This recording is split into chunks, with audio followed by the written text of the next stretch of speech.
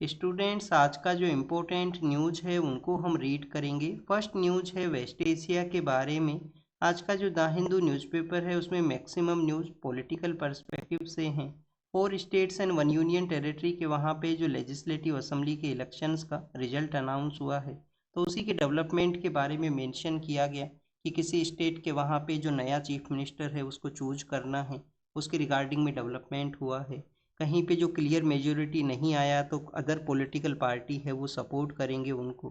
तो आप देखिए कि स्टूडेंट जब चीफ मिनिस्टर ओथ प्रोसेस को कैरी आउट करेंगे तो उस दौरान में भी चीफ मिनिस्टर का जो पोस्ट है वो न्यूज़ में रहेगा, तो उस दौरान हम उसके जो बेसिक्स हैं उनको रिवाइज करेंगे। ये जो फर्स्ट न्यूज़ है वेस्ट एशिया के रिगार्डिंग में इनसाइड पेजेस के वहाँ पे मेंशन है। हमारे जो प्राइम मिनिस्टर हैं आने वाले समय के लिए आबू धाबी के वहाँ पे विजिट के लिए जाएंगे। और उससे पहले आप देखिए कि यूनाइटेड अरब अमीरात का जो ईस्टर्न कोस्टल एरिया है जो कि गल्फ ऑफ ओमान के अंदर में एरिया शेयर करता है, वहाँ पे उनका एक पोर्ट है जिसको कि हम फुजरा पोर्ट के नाम से जाना करते हैं। पोर्ट का जो नाम है वो क्या है? फुजेरा पोर्ट है। और ये आप देखिए कि गल्फ ऑफ ओमान के अंदर में ये सिचुएटेड है। तो इस पोर्ट के ऊपर में ईरान के द्वारा मिसाइल और ड्रोन का अटैक किया गया, जिसमें कुछ इंडियन सिविलियन पर्सन्स भी वहाँ पे प्रेजेंट थे, वो भी वहाँ पे इंजर्ड हैं, वो हुए हैं। तो हमारे प्राइम मिनिस्टर के द्वारा स्ट्रांगली वे के अंदर में इस अटैक को कंडेम है वो किया गया है। स्टूडेंट्स, वेस्ट एशिया का जो इम्पोर्टेंस है वो हमारे लिए किस तरीके से है? आप देखिए कि वेस्ट एशिया के वहाँ पे हमारे जो इंडियन पर्सन्स हैं वो विजिट करते हैं, वो जाया करते हैं बेटर जॉब अपॉर्चुनिटी के लिए, बेटर वहाँ पे वर्क कंडीशंस हैं, बेटर पेमेंट है उसके लिए। तो अराउंड 10 मिलियन के आसपास ऐसे लोग हैं जिनका प्रेजेंस है वेस्ट एशियन कंट्रीज़ के वहाँ पे। 10 मिलियन के आसपास इंडियन पर्सनस का प्रेजेंस है। उसमें अगर हम यूनाइटेड अरब अमीरात के साथ में कंपेयर करें तो आप देखिए कि इसमें 1/3 के आसपास जो संख्या है वो यूनाइटेड अरब अमीरात के अंदर में है। 4.3 मिलियन के आसपास जो लोग हैं वो यूएई के अंदर में प्रेजेंट करते हैं। अब ये लोग वहाँ पे वर्क किया करते हैं, तो आप देखिए कि रेमिटेंस के अंदर में अपने फैमिली मेम्बर्स को जो पैसा है वो भी भेजते हैं। तो वहाँ से वेस्ट एशियन कंट्रीज से आने वाला जो रेमिटेंस है one of the largest source है हमारे यहाँ पे जो पैसा बाहर से आता है। तो 40 बिलियन के आसपास रेमिटेंस से जो पैसा है वो भी आया करता है वेस्ट एशियन कंट्रीज के वहाँ पे। यूएई के साथ में अगर हम रिलेशंस के बारे में रीड करें तो हमारे काफ़ी बेटर रिलेशन है वो एग्जिस्ट करते हैं यूनाइटेड अरब अमीरात के साथ में। यूएई जो है अभी रिसेंटली ओपेक के साथ, ओपेक नाम का जो ग्रुप है जो कि पेट्रोलियम एक्सपोर्ट कंट्रीज का ग्रुप है, वहाँ से भी एग्जिट है वो किया है, क्योंकि यूएई के जो क्लोज रिलेशन है वो आप देखिए कि इजराइल एंड यूएस के साथ में है। काफ़ी बार आपने एक I2U2 का इनिशिएटिव है उसको रीड किया होगा। India, Israel, UAE and United Arab अमीरात का, ये 4 कंट्रीज का एक आप क्वेड के रूप से आप इसको कंसिडर कर सकते हो, जो कि वेस्ट एशिया के रिगार्डिंग में है। तो यूनाइटेड अरब अमीरात है जिसके कि क्लोज रिलेशन है वो यूएस के साथ में भी हैं, इजराइल के साथ में भी हैं। तो इस वजह से भी ये भी एक रीजन है जिसकी वजह से यूएई के द्वारा एग्जिट है वो किया गया है ओपेक के वहाँ से। और ओपेक के अंदर में आप देखिए कि रेस्ट्रिक्शंस हैं वो भी लगाते हैं कि किस कंट्री को कितना जो क्रूड ऑयल है जिसको प्रोड्यूस करना है। तो रेस्ट्रिक्शंस को भी एक रीजन उन्होंने बताया था कि जिसकी वजह से वो उससे एग्जिट हैं वो किए हैं। अब यहाँ पे आप देखिए कि इस पोर्ट के बारे में मेंशन है, तो पोर्ट आपको पता होना चाहिए कि गल्फ ऑफ ओमान के अंदर में ये पोर्ट है वो सिचुएटेड है। और क्वेश्चन आपसे ऐसे ही हो सकता है कि कुछ पोर्ट आपको मेंशन कर दिए जाएंगे। क्वेश्चन पूछ लिया जाएगा कि इनमें से कौन सा जो पोर्ट है वो पर्शियन गल्फ के अंदर में है। ऐसे ही सऊदी अरेबिया का एक यनूब नाम का एक पोर्ट है जो कि रेड सी के अंदर में है। और पाइपलाइन के थ्रू जो क्रूड ऑयल है जो कि उनके पर्शियन गल्फ के एरिया के अंदर में प्रोड्यूस होता है, उसको आप देखिए को रेड सी का जो एरिया है वेस्टर्न कोस्ट के वहाँ पे उसको पाइपलाइन के थ्रू ले जाया करते हैं। ऐसे ही सेम इस पोर्ट के वहाँ पे भी पाइपलाइन के थ्रू जो क्रूड का जो प्रोडक्शन है उसको सप्लाई किया जाता है और वहाँ से अदर कंट्रीज को एक्सपोर्ट है वो किया करते हैं। तो बेसिकली हमने वेस्ट एशिया के बारे में कुछ बेसिक्स को देखा। अब ओपेक का हम जो बेसिक हैं कि कब ये इस्टेब्लिश हुआ, बगदाद कॉन्फ्रेंस है, 5 जो कंट्री हैं वो इसके फाउंडिंग मेंबर हैं, जिसमें वेनेजुला भी है जो लैटिन अमेरिका का कंट्री है। मैक्सिमम कंट्री कहाँ के हैं? वेस्ट एशिया के हैं, नॉर्दर्न अमेरिका के हैं, सॉरी नॉर्दर्न अफ्रीका के हैं, मैक्सिमम कंट्री ओपेक के अंदर में। और यूएई के एग्जिट के बाद में 11 मेंबर्स हैं वो रह गए हैं इसके अंदर में। फिर आप देखिए कि 2016 में जो अदर पेट्रोलियम जो क्रूड ऑयल का जो प्रोड्यूसिंग कंट्री हैं उनको इंक्लूड करने के लिए ओपेक प्लस है उसको चलाया गया था, जिसमें रसिया भी उसका पार्ट है। ओपेक का पार्ट है वो रसिया नहीं है। आप देखिए कि इंडिया ने काफ़ी सारा जो रसिया के साथ में क्रूड ऑयल को परचेज किया है रसिया यूक्रेन वॉर के समय में, और अब वेस्ट एशिया का जो क्राइसिस है उस समय भी हमने उसको परचेज किया। तो बेसिकली आप देखिए कि स्टूडेंट्स वो ओपेक जो ओरिजिनल कंट्री है पेट्रोलियम एक्सपोर्ट का, उसका पार्ट जो रसिया है वो नहीं है, ये भी आपको पता है, वो होना चाहिए। ओपेक प्लस का पार्ट जरूर से है। नेक्स्ट अगर हम रीड करें स्टूडेंट्स, कैबिनेट के अप्रूवल के बारे में है। आप देखिए कि हमारा जो सुप्रीम कोर्ट है, सुप्रीम कोर्ट के अंदर में जजों का जो स्ट्रेंथ है कि कितना उनका संख्या है, ये इसको इंक्रीज करने का जो पावर है वो किसके पास में है? जजों का जो संख्या है उसको इंक्रीज करने का पावर है पार्लियामेंट के पास में। और पार्लियामेंट में भी आप देखिए लॉ मेकिंग पावर किसके हैंड में होता है? जिनका गवर्नमेंट होता है, कैबिनेट होता है, तो जिनका गवर्नमेंट है उनके हैंड के अंदर में पावर हुआ करता है। अभी स्ट्रेंथ को इंक्रीज है वो किया जाएगा। प्रेजेंट समय में आप देखिए कि हमारा स्ट्रेंथ है वो 34 है। 34 में 4 जजेज हैं, उनको इंक्रीज करके इसको 38 है वो किया जाएगा। इनिशियली जब कॉन्स्टिट्यूशन का कमेंसमेंट हुआ था तो उस समय आप देखिए कि जजों का जो संख्या है वो 7 होता था, हमारे यहाँ पे 7 जज होते थे। अब यहाँ पे इस तरीके से इंक्रीज हुए हैं। इंक्रीज करने के बिहाइंड में गवर्नमेंट का जो पर्पज है वो क्या है? गवर्नमेंट ने कहा है एक तो पेंडेंसी है, हमारे जो कोर्ट्स हैं उनमें टू मच पेंडेंसी है, उसका प्रेजेंस है। इवन हमारा जो सुप्रीम कोर्ट है उसके अंदर में भी आप देखिए कि 92,000 के आसपास जो केसेज हैं उनका पेंडेंसी है, और ये केसेज इंक्रीज हो सकते हैं। अभी जो समर के अंदर में लेस वर्क का जो समय आता है स्पेशली जून के समय में, तो आप देखिए कि समर का जो रिसेस का समय है उस दौरान में ये जो पेंडेंसी है वो इंक्रीज है वो हो सकता है। मोर नंबर ऑफ जज होंगे तो पेंडेंसी का यहाँ पे जो रिजोल्व कर सकेंगे, ये एक बेसिकली अप्रूवल बताया गया। किस तरीके का मेजोरिटी का रिक्वायरमेंट होता है? सिंपल काइंड ऑफ मेजोरिटी है जिसके थ्रू पार्लियामेंट है सुप्रीम कोर्ट का जो जजों का स्ट्रेंथ है उसको इंक्रीज कर सकता है। अब जजेज के बारे में मेंशन है तो कुछ बेसिक्स को रिवाइज कर लेते हैं। जजेज का जो अपॉइंटमेंट प्रोसेस है वो कोलिजियम सिस्टम के थ्रू हुआ करता है। अब ये जो कोलिजियम सिस्टम है वो हर एक केस के अंदर में आप देखिए किसमें इम्प्रूवमेंट है, कुछ चेंजेज हैं वो हुए हैं। सबसे पहले जो फर्स्ट जज केस आता है 1982 के समय में, जिसको हम एसपी गुप्ता केस के नाम से भी जानते हैं। फिर आप देखिए कि 93 94 के समय में सेकंड जज केस आता है। फिर थर्ड जज केस है। फोर्थ जज केस भी आया था एनजेएससी का, जिसको नल एंड वॉइड है वो कर दिया था सुप्रीम कोर्ट के द्वारा। प्रेजेंट समय में कोलिजियम सिस्टम किस तरीके से एग्जिस्ट करता है कि chief justice of India plus में जो 4 सीनियर मोस्ट जज हैं वो यहाँ पे डिसाइड करते हैं किसी भी जज का जो नाम है। और इसमें से आप देखिए कि 2:3 का जो कॉन्सेप्ट है वो भी नहीं होना चाहिए कि 1:4 के अगर किसी भी जज का जो अपॉइंटमेंट है उसको मोर देन वन जज से ज़्यादा आप लोग हैं उसको डिसअप्रूवल करते हैं, उसके अगेंस्ट में हैं, तो उनका जो अपॉइंटमेंट है वो नहीं होता है। तो ये भी यहाँ पे कॉन्सेप्ट है वो एग्जिस्ट करता है। नेक्स्ट अगर हम बात करें स्टूडेंट जजेज के अपॉइंटमेंट के बारे में, तो हमारे यहाँ पे जुडिशियल प्रोसेस में जज का जो अपॉइंटमेंट है वो जजेज के थ्रू ही होता है। ये कंप्लीट प्रोसेस जजेज के थ्रू ही है।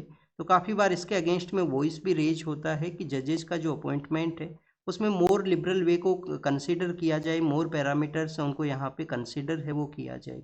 तो उसके लिए सुप्रीम कोर्ट ने जब फोर्थ जज केस को नल एंड वॉइड किया था तो एमओपी मेमोरेंडम ऑफ प्रोसीजर को अपॉइंट करने के लिए कहा गया था। बट अभी तक आप देखिए कि वो जो कोलेजियम सिस्टम है वही यहाँ पे एग्जिस्ट है वो करता है। हमारे यहाँ पे कंट्री में जो सुप्रीम कोर्ट का इस्टेब्लिशमेंट है उसके बारे में आपको क्या पता होना चाहिए? एक तो आप देखिए कि 1937 के समय में जो प्रेजेंट सुप्रीम कोर्ट है उसको सेटअप किया गया था, उसका जो प्रोसीजर है वो एग्जिस्टेंस में आया था, और बाद में सुप्रीम कोर्ट जो कमेंसमेंट के साथ में अप्रूवल होता है। स्टूडेंट्स 1773 का जो रेगुलेटिंग एक्ट है, आपने लक्ष्मीकांत नाम का जो बुक है उसको रीड किया होगा, उसके फर्स्ट पेज के ऊपर ही मेंशन है 1773 का जो रेगुलेटिंग एक्ट है। तो 1773 के रेगुलेटिंग एक्ट के अंदर में भी एक सुप्रीम कोर्ट का इस्टेब्लिशमेंट का मेंशन था। उस दौरान में वहाँ पे जो कंपनी के अगेंस्ट में जो केसेज आया करते थे, जो वहाँ पे लोगों के ग्रीवेंस हुआ करते थे, उसके रिगार्डिंग में सुप्रीम कोर्ट है वो कलकत्ता में सेटअप किया गया था। यूपीएससी हो सकता है, यूपीएससी ना तो आप देखिए कि आपसे टेस्ट सीरीज के अंदर में ऐसे क्वेश्चन पूछे जा सकते हैं कि हाई कोर्ट का अपॉइंटमेंट हुआ था क्या कलकत्ता के अंदर में, तो सुप्रीम कोर्ट का अपॉइंटमेंट हुआ था सीजीआई प्लस में 3 जो जजेज हैं वो उनका वहाँ पे जो चीफ जस्टिस के अलावा 3 जज और थे जिनको अपॉइंट है वो किया गया था। तो जो प्रेजेंट हमारे यहाँ पे सुप्रीम कोर्ट का जो स्ट्रक्चर है ये 1935 एक्ट के थ्रू 37 के समय इसको इस्टेब्लिश किया जाता है, और उसके बाद में आप देखिए कि इसका इम्प्रूवमेंट है, जो चेंजेज है वो समय के साथ में हुए हैं। तो ये जज के बारे में यहाँ पे मेंशन था। अगर हम बात करें वुमेन जज के बारे में, तो क्या हमारे जो सुप्रीम कोर्ट है वहाँ पे किसी वुमेन के द्वारा चीफ जस्टिस ऑफ इंडिया का जो पोस्ट है उसको सर्व किया गया है क्या? तो अभी तक आप देखिए कि कोई भी वुमेन जज हैं वो चीफ जस्टिस ऑफ इंडिया हैं, वो नहीं रहे हैं। फर्स्ट अगर हम जज के बारे में देखें तो मैडम जो फातिमा बीवी हैं, अभी रिसेंटली उनका डेथ भी हुआ है। तो मैडम फातिमा बीवी वो फर्स्ट जज थे जो एज ए वुमेन जज के रूप से अपॉइंट हुए थे सुप्रीम कोर्ट के अंदर में। अगर आप हाई कोर्ट के पर्सपेक्टिव से देखोगे तो लीला सेठ नाम से पर्सन हुआ करते थे। लीला सेठ हैं जो इवन दैट 78-79 के समय में दिल्ली हाई कोर्ट में जज हैं, वो हुआ करते थे। तो ये बेसिक्स हमने देखा। नागरत्ना मैम है, उनकी रिगार्डिंग में जो प्रोसीजर है वो ज़रूर से बताया है कि 2026-27 के समय में नागरत्ना मैम है वो ज़रूर से first women chief justice of India को सर्व हैं वो कर सकते हैं। वियतनाम के जो प्रेसिडेंट है वो इंडिया के विजिट के लिए आए हैं, और आप देखिए कि बुद्धिज्म है उसका उसका प्रेजेंस है वियतनाम के अंदर में। बोध गया के वहाँ पे विजिट के लिए गए हैं, तो बिहार के जो चीफ मिनिस्टर हैं उन्होंने उनको रिसीव किया, उनको वेलकम है वो यहाँ पे किया गया है। अब बोध गया के लिए क्यों गए हैं? क्योंकि बुद्धिज्म के लिए जो बोध गया के अंदर में महाबोधि जो टेम्पल है, जो वहाँ पे आप देखिए कि जो ट्री है, निरंजन रिवर वहाँ से फ्लो किया करती थी, जिसके ऊपर में जहाँ पे बेसिकली भगवान बुद्ध को जो एनलाइटमेंट है वो होता है, ज्ञान का प्राप्ति है वो होता है। और बोध गया आप देखिए कि किस जो जनपद है उसके अंडर में आया करता था। तो बोध गया उस समय जो हमारा पाटलिपुत्र का जो एरिया है, जो मगध का एरिया है, उसके अंडर में आया करता था। स्टूडेंट्स, 4 इम्पोर्टेंट प्लेसेज जो हमने पिछले कुछ दिनों से काफ़ी बार इनको रिवाइज किया है, जैसे कि आप देखिए कि जन्म है भगवान बुद्ध का, जो जन्म है वो बेसिकली लुम्बिनी में हुआ था। फिर उनके द्वारा अपना जो एनलाइटमेंट है वो प्राप्त होता है बोध गया के अंदर में। एनलाइटमेंट के बाद में आप देखिए कि फर्स्ट सेरेमन है वो उन्होंने सारनाथ में दिया था, और सारनाथ के अलावा उनका जो जो डेथ है वो बेसिकली आपको महापरिनिर्वाण है जो कुशीनगर के अंदर में मिलेगा, जो मल्लाज के अंदर में आया करता था। मल्लाज जो कि एक जनपद है वो हुआ करते थे। तो स्टूडेंट्स, ये बेसिक 4 प्लेसेज हैं, जिसमें 3 प्लेसेज हैं उनका इम्पोर्टेंस वैशाख पूर्णिमा से रिलेटेड है। वैशाख का जो मंथ आता है उसका जो फुल मून जो हुआ करता है, जिसको कि वैशाख पूर्णिमा के नाम से जानते हैं। तो वैशाख पूर्णिमा के अंदर में 3 जो डेज हैं, उनका बर्थ होना, उनको एनलाइटमेंट होना, और उनका जो महापरिनिर्वाण है भगवान बुद्ध का, इसी डे के रिगार्डिंग में हुआ था। फिर स्टूडेंट्स, नेक्स्ट हमारे यहाँ पे जो वंदे मातरम है, हमारा जो नेशनल सॉन्ग है, उसको आप देखिए कि जो prevention of insult to national honour act है उसके अंदर में इसको इंक्लूड करने के लिए कहा गया है कि वंदे मातरम को कैबिनेट ने अप्रूवल दिया है कि अगर कोई भी पर्सन इसका इंसल्ट करता है तो उनको जो पनिशेबल ऑफेंस के रूप से इसको कंसिडर है वो किया जाएगा। 1971 का ये हमारे एक्ट है, जो नेशनल जो ओनर एक्ट, नेशनल ओनर का जो भी थिंग्स हैं उनको इंक्लूड किया गया है। प्रेजेंट समय में नेशनल एंथम आया करता है, नेशनल फ्लैग आया करता है। आप कभी फंडामेंटल ड्यूटी के बारे में जब रीड करते हो तो आप देखिए कि फंडामेंटल ड्यूटीज के अंदर में भी नेशनल सॉन्ग के बारे में नहीं मेंशन है। जो फर्स्ट ड्यूटी है आर्टिकल 51A के अंडर में जो फर्स्ट ड्यूटी है, तो उसमें भी बेसिकली नेशनल एंथम और नेशनल फ्लैग के बारे में ही मेंशन है, नेशनल सॉन्ग का जो मेंशन है वो नहीं है। किसके द्वारा लिखा गया है हमारा जो नेशनल सॉन्ग है? नेशनल सॉन्ग को लिखा गया है बंकिम चंद्र चट्टोपाध्याय साहब के द्वारा। पहले आप देखिए कि एक बंग दर्शन नाम का मैगजीन होता था, बंग दर्शन नाम का मैगजीन था, उसमें इसको पब्लिश वो किया गया था। फिर बाद में आनंद मठ के अंदर में इसको पब्लिश करते हैं, जो उनका नोवेल था आनंद मठ, उसके अंदर में पब्लिश किया था बंकिम चंद्र चट्टोपाध्याय साहब के द्वारा। 1896 का वो कांग्रेस सेशन है जो कलकत्ता में ऑर्गेनाइज हुआ था, जहाँ पे पहली बार इसको गाया जाता है। हमारा जो जो जो, जो वंदे मातरम जो नेशनल सॉन्ग है उसको पहली बार गाया गया था। 1937 के समय में जब कांग्रेस का सेशन हुआ तो उस समय इसको आप देखिए कि नेशनल मूवमेंट का जो स्ट्रगल है उसके रिगार्डिंग में इसको रिकॉग्नाइज किया गया नेशनल सॉन्ग के रूप से, बट कंप्लीट सॉन्ग को नहीं यूज किया गया, कुछ इसके जो पार्ट्स हैं उनको इंक्लूड है वो नहीं किया गया था 1937 के उस कांग्रेस सेशन में। और बाद में इंडिपेंडेंस के बाद में आप देखिए जब कॉन्स्टिट्यूशन असेंबली क्रिएट होता है तो 1950 में जब हमारा 26 जनवरी को जब हमारा कॉन्स्टिट्यूशन कमेंसमेंट होगा, उसके 2 डेज बिफोर 24 जनवरी हमारा जो नेशनल एंथम है, नेशनल सॉन्ग है, और हमारे फर्स्ट प्रेसिडेंट उनको अपॉइंट है वो किया गया था कॉन्स्टिट्यूशन असेंबली के द्वारा। क्रिश्चियन क्रिश्चियन जो माइनॉरिटी कम्युनिटी है उनके लोगों ने आप देखिए कि यहाँ पे अपने कंसर्न्स रेज किए हैं कि उनके अगेंस्ट में जो अटैक्स हैं वो इंक्रीज हुए हैं। एग्जाम के लिए क्या इंपॉर्टेंट आपको पता होना चाहिए कि हमारे कंट्री में जो क्रिश्चियन मिशनरीज हैं उनको कब अलाउ किया गया था। तो जब आप हिस्टोरिकल बैकग्राउंड को रीड करते हो कि हमारे कुछ ऐसे लॉज हैं जो पहले एग्जिस्टेंस में आए थे, तो 1813 का जब आप कानून को रीड करोगे, चार्टर एक्ट ऑफ 1813 के बारे में, तो आप देखिए उस दौरान में मेंशन किया जाता है कि क्रिश्चियन मिशनरीज उनको इंडिया में अलाउ है, वो किया गया। नेक्स्ट आप देखिए कि जैसे हम मैक्सिमम हमारे जो क्रॉप्स हैं उनके रिगार्डिंग में मिनिमम सपोर्ट प्राइस को रीड करते हैं, वैसे ही शुगर केन के रिगार्डिंग में फेयर एंड रेम्यूनरेटिव प्राइस है वो हुआ करती है। तो शुगर केन का जो एफआरपी है उसको इंक्रीज किया गया है 10 रुपये पर क्विंटल बेसिस के ऊपर में। Cabinet committee on economic affair के द्वारा ये डिसीजन है वो लिया गया। हमारे यहाँ पे जो पर्सन्स हैं उनके जो लीगल हेयर्स हैं, जो फंड की रिगार्डिंग में ट्रेसिंग को कैरी आउट किया जा सके, उद्गम नाम का एक पोर्टल बनाया गया है। आरबीआई ने सुप्रीम कोर्ट को इन्फॉर्म करते हुए कहा गया कि जो उद्गम पोर्टल है, उद्गम पोर्टल का जो मीनिंग है वो क्या है। अनक्लेम डिपॉजिट है गेटवे टू एक्सेस इंफॉर्मेशन, कि जो भी यहाँ पे अनक्लेम डिपॉजिट्स हैं उसके रिगार्डिंग में एक इंफॉर्मेशन का गेटवे क्रिएट करेगा।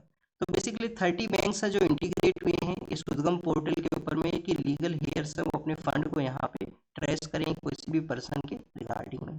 नेक्स्ट अगर हम रीड करें स्टूडेंट्स, वेस्ट एशिया का जो क्राइसिस है, वेस्ट एशिया क्राइसिस आप देखिए कि कैसे हमारे एमएसएमई सेक्टर को इम्पैक्ट किया है। तो एमएसएमई सेक्टर को कुछ यहाँ पे रिलैक्स करने के लिए emergency credit line guarantee scheme है, उसको यहाँ पे अप्रूवल किया गया है गवर्नमेंट के द्वारा। 5th टाइम इसका अप्रूवल हुआ है, emergency credit line guarantee scheme, जो कि एमएसएमई सेक्टर को वेस्ट एशियन क्राइसिस के इम्पैक्ट से बचाने के लिए है। इंडिया का जो एनर्जी सिक्योरिटी है उसके बारे में यहाँ पे मेंशन ये है कि इंडिया का आप देखिए जो जो लार्जली वे के अंदर में अदर कंट्री के ऊपर हम डिपेंड करते हैं। इंटरनेशनल एनर्जी एजेंसी जो कि ओईसीडी कंट्रीज ने सेटअप किया था, हेडक्वार्टर जिसका पेरिस के अंदर में है, इंडिया जिसका एसोसिएट मेंबर भी है।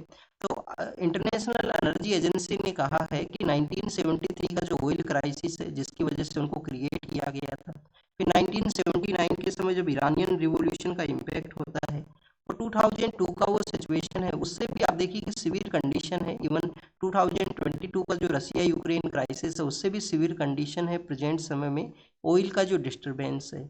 इंडिया वो कंट्री जो लार्जली अदर कंट्री के ऊपर डिपेंड करता है ऑयल सप्लाई के लिए, एनर्जी जो प्रोडक्ट्स हैं उनके सप्लाई के लिए। तो इस कन्फ्लिक्ट सिचुएशन में इंडिया कैसे सर्वाइव है वो किया करता है। इंडिया का मेजर रीजन है डाइवर्सिफिकेशन, कि हम अदर जोग्राफीज के ऊपर में डिपेंड करते हैं। कम्प्लीटली मिडल ईस्ट है जो वेस्ट एशिया है उसके ऊपर में हम डिपेंड है वो नहीं करते हैं। जैसे रसिया के साथ में हमारा ऑयल परचेज को कैरी आउट किया जाना, जैसे कि यूएस के साथ में भी हम जो परचेज हैं वो किया करते हैं। तो अदर एरियाज़ के ऊपर में डिपेंड होना हमारा जो एनर्जी सिक्योरिटी है उसको कंटिन्यूस इंश्योर करता है। बट यहाँ पे मेंशन ये किया गया कि अब तो ये तो प्रेजेंट समय का बात है, फ्यूचर के समय में हम रिन्यूएबल एनर्जी के जो प्रोडक्ट्स हैं, क्योंकि इलेक्ट्रिकल व्हीकल्स हैं, इलेक्ट्रिकल थिंग्स हैं, वो यहाँ पे बूस्ट होंगे।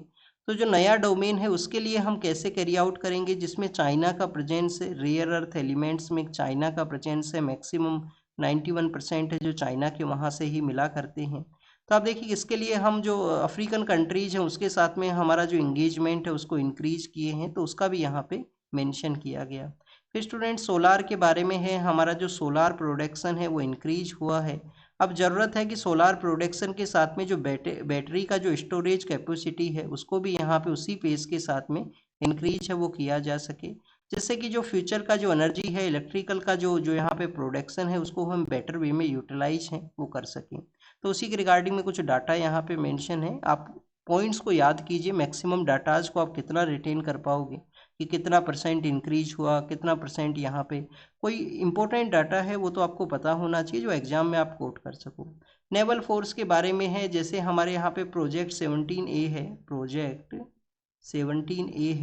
प्रोजेक्ट 17A के थ्रू आप देखिए कि हमारे यहाँ पे जो 7 नीलगिरी क्लास का जो यहाँ पे नेवल थिंग्स हैं उनको डेवलप करना था, जो कि एंटी एयर हैं, एंटी सरफेस हैं, एंटी सबमरीन कैपेबिलिटीज हैं, उसको कैरी आउट करते हैं।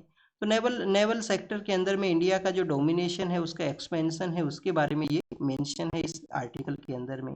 नेक्स्ट अगर हम रीड करें स्टूडेंट्स, व्हाइट हाउस के वहाँ पे एक पर्सन के द्वारा फायरिंग किया गया था, तो उसको अब यहाँ पे शॉट किया गया है वहाँ का जो सिक्योरिटी फोर्स है इसके द्वारा। इथोपिया और सूडान के रिगार्डिंग में कन्फ्लिक्ट सामने आया है। इथोपिया का एक रीजन है जिसको कि हम टिग्रीज रीजन के नाम से जानते हैं। ये रीजन आपको पता होना चाहिए, यूपीएससी मैथ्स द कॉलम में पूछ सकता है। तो इथोपिया का ये जो रीजन है उसके रिगार्डिंग में आप देखिए कि इथोपिया क्लेम करता है कि सूडान उनको सपोर्ट करता है, उस रीजन में जो इंसर्जेंट्स हैं उनको। सूडान क्लेम करता है कि वहाँ पे लोगों के अगेंस्ट में एट्रोसिटीज हुई हैं, और एक दूसरे का जो टेरिटोरियल इंटीग्रिटी है, इंसर्जेंसी है, उसके रिगार्डिंग में सूडान और इथोपिया का कन्फ्लिक्ट है वो हुआ है। इथोपिया एक लैंडलॉक कंट्री है, हमारे प्राइम मिनिस्टर वहाँ के विजिट के लिए गए थे। और आपको क्या पता होना चाहिए इथोपिया के बारे में, पता आपको ये होना चाहिए कि ये रिसेंटली ब्रिक्स का जब मेंबरशिप को एक्सपेंड किया गया तो इथोपिया को भी जो मेंबरशिप है वो दिया गया है। थाईलैंड और कंबोडिया जिनके बिटवीन में कन्फ्लिक्ट है, तो थाईलैंड एंड कंबोडिया आप देखिए कि फिर से यहाँ पे जो जो जो जो एनर्जी और मैरीटाइम के रिगार्डिंग में जो ट्रीटीज हुए थे उसको स्कार्प है वो किया गया है। फिर स्टूडेंट्स कैरिबियन सी के बारे में है कि कुछ पर्सन हैं जो ड्रग ट्रैफिकिंग के रिगार्डिंग में एक्टिविटी को कैरी आउट करते थे, जिनको यूएस फोर्सेज ने एलिमिनेट किया है। रसिया और यूक्रेन कन्फ्लिक्ट को बताया गया, एक दूसरे के ऊपर में एलिगेशंस हैं, एग्जाम के लिए नहीं इम्पोर्टेंट है। क्यूबा के बारे में मेंशन है, क्यूबा के ऊपर में जो जो सैंक्शन लगाए गए हैं यूएस ने, और यूएस के नियर बाई एरियाज में ही क्यूबा सिचुएटेड है, तो चाइना उसको कंडेम करता है। चाइना कहता है कि इलीगल इस तरीके से सैंक्शंस हैं। क्यूबा आप देखिए कि जो फ्लोरिडा पेनिनसुला है, फिर फ्लोरिडा स्ट्रेट है, उसी के नियर बाई एरियाज के अंदर में क्यूबा है वो सिचुएटेड है। फिर यहाँ पे जो जो जो गल्फ ऑफ मैक्सिको है वो भी सिचुएटेड है। हमारा जो वेस्ट बंगाल का जो स्टेट है वहाँ पे भारतीय जनता पार्टी, जिनका कि हमारे यहाँ पे गवर्नमेंट है सेंट्रल के अंदर में भी, उनका गवर्नमेंट आने के बाद में बांग्लादेश ने तीस्ता वाटर डील के रिगार्डिंग में डिस्कशन किया है कि तीस्ता का जो वाटर डील है वो एग्जिस्टेंस में आना चाहिए। इंडिया में आप देखिए कि वेस्ट बंगाल के अलावा सिक्किम स्टेट है जहाँ से तीस्ता रिवर है वो फ्लो किया करती है, तो सिक्किम और वेस्ट बंगाल के वहाँ से इसका फ्लो है वो आपको मिलेगा। और बांग्लादेश के साथ में ये इश्यू है तीस्ता वाटर डील की रिगार्डिंग में, जिसको कि हमारे वेस्ट बंगाल के चीफ मिनिस्टर हैं वो उसमें पार्टी है वो उसको कंडेम है वो किया करते थे। तो ये बेसिक इन्फॉर्मेशन हमने यहाँ पे रीड किया है जो आज के न्यूज़पेपर से रिलेटेड था। आप इसको रीड कीजिए, रिवाइज कीजिए जो भी आपको इन्फॉर्मेशन मिला है। कोई होमवर्क आपसे पूछा गया है तो कमेंट सेक्शन में बताना। कमेंट सेक्शन में चलो आप बता देना गल्फ कोऑपरेशन काउंसिल के जो 6 कंट्रीज हैं उनके बारे में। ये 6 कंट्री कौन कौन से हैं गल्फ कोऑपरेशन काउंसिल के। एक तो यूनाइटेड अरब अमीरात भी इसका पार्ट है या नहीं है, तो आप देखिए ये भी इसका पार्ट है। तो thank you students, thank you very much.